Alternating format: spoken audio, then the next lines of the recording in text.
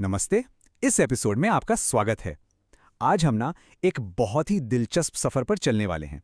हम ये जानेंगे कि कैसे लेन-देन की दुनिया चीजों की अदला-बदली, जिसे हम बार्टर सिस्टम कहते हैं, से आज के पैसों तक पहुंची। तो चलिए शुरू करते हैं। जरा एक पल के लिए सोचिए, एक ऐसी दुनिया जहां ना कोई सिक्के हैं, ना नोट और ना ही कोई गूगल पे या पेटीएम, कुछ भी नहीं। अगर आपको कुछ खरीदना है या कुछ चाहिए तो आप उसे कैसे लेंगे? यही सवाल हमें सीधे लेकर चलता है व्यापार के सबसे पुराने तरीके पर। देखिए, हजारों साल पहले जब पैसा था ही नहीं, तब लोग बार्टर सिस्टम का इस्तेमाल करते थे। इसका मतलब बहुत सीधा था, चीजों की सीधी अदला बदली। मान लीजिए आपके पास बहुत सारा अनाज है और आपको कपड़े चाहिए, तो आपको बस एक ऐसे इंसान को ढूंढना होता था जिसके पास कपड़े हों और जिससे आपकी अनाज की जरूरत हो। सिंपल। अब ये सुनने में तो बड़ा आसान लग रहा है ना?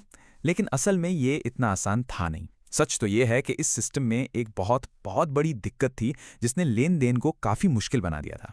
सोचकर देखिए, आप अपना अनाज लेकर कपड़े वाले के पास गए और वो कहता है, भाई मुझे अनाज नहीं चाहिए, मुझे तो जूते चाहिए। अब आप क्या करेंगे? है ना मुश्किल। बस यहीं पर बार्टर सिस्टम की सबसे बड़ी कमजोरी हमारे सामने आती है। इकोनॉमिक्स में इस प्रॉब्लम का एक बड़ा फैंसी नाम है, जरूरतों का दोहरा संयोग या डबल कोइंसिडेंस ऑफ वांट्स।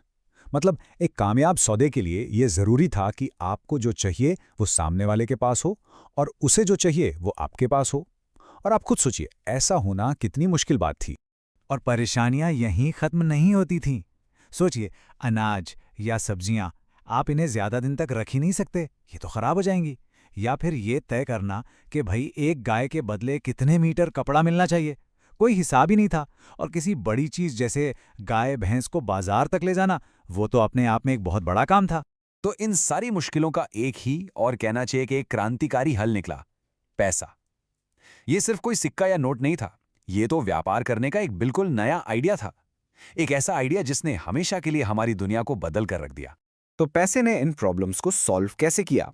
देखिए, जहां बार्टर में दोहरे संयोग की जरूरत थी, पैसा एक ऐसी चीज बन गया जिससे हर कोई लेने को तैयार था। इससे हर चीज की कीमत तय करना आसान हो गया, और सबसे अच्छी बात, इसे स्टोर करना और अपनी जेब में रखकर कहीं भी ले जाना कितना आसान था। सारी मुश्किलें हल। असल में देखा जाए तो पैसे के 3 मेन काम हैं जो इसे इतना पावरफुल बनाते हैं।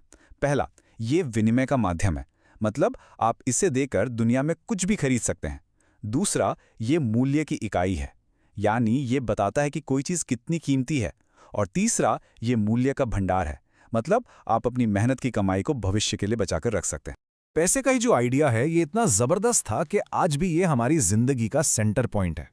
हाँ, बस समय के साथ इसका रूप, इसका चेहरा बदलता गया है। चलिए देखते हैं कैसे। जरा इस सफर पर नजर डालिए। हमने चीजों की अदला बदली से शुरुआत की, फिर आए सोने चांदी के सिक्के, उसके बाद आए कागज के नोट, और आज हम डिजिटल पेमेंट्स के जमाने में हैं, जहां पैसा असल में आपकी स्क्रीन पर दिखने वाले कुछ नंबर्स बन गया है। तो अगली बार जब आप अपना कार्ड स्वाइप करें या क्यूआर कोड स्कैन करके पेमेंट करें, तो 1 सेकंड के लिए रुकिएगा और सोचिएगा। आप सिर्फ एक खरीदारी नहीं कर रहे हैं, आप दरअसल हजारों साल पुराने कमाल के सिस्टम का हिस्सा बन रहे हैं। और हाँ, एक सबसे जरूरी बात, पैसा सिर्फ कागज का टुकड़ा या धातु का सिक्का नहीं है, ये एक भरोसे का सिस्टम है। हम सब ये मानते हैं कि इसकी एक वैल्यू है, और हमारे इसी कॉमन भरोसे पर आज पूरी दुनिया की इकोनॉमी टिकी हुई है। और ये पूरा सफर हमें एक बहुत ही मजेदार सवाल पर लाकर खड़ा कर देता है। जिस तरह पैसा बार्टर से निकलकर डिजिटल बन गया, आपको क्या लगता है भविष्य में इसका रूप कैसा होगा? क्या यह पूरी तरह से गायब हो जाएगा या कोई बिल्कुल ही नई चीज इसकी जगह ले लेगी? ये एक ऐसा सवाल है जिसका जवाब हमें आने वाले वक्त में ही मिलेगा।